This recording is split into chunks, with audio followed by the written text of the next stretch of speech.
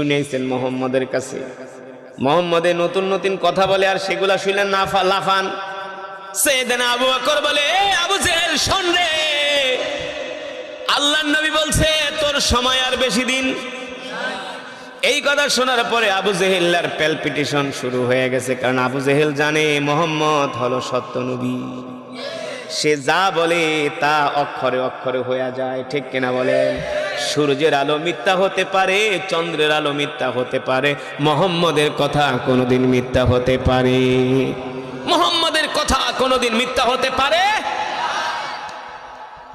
সাইয়েদনা আবু বকর বলে, আবু জেহেল শোন, তোর সাঙ্গ পাঙ্গ যারা আছে ওদেরকে বইলা দিস, আর কিছুদিন পরে আমরা মক্কার ক্ষমতা আমাদের হাতে চলে আসবে। জোরে বলেন সুবহানাল্লাহ। এই কথা বলে সাইয়েদনা আবু বকর চলে গেলেন। আবু জেহেল তো শঙ্কিত, ভীত সন্ত্রস্ত।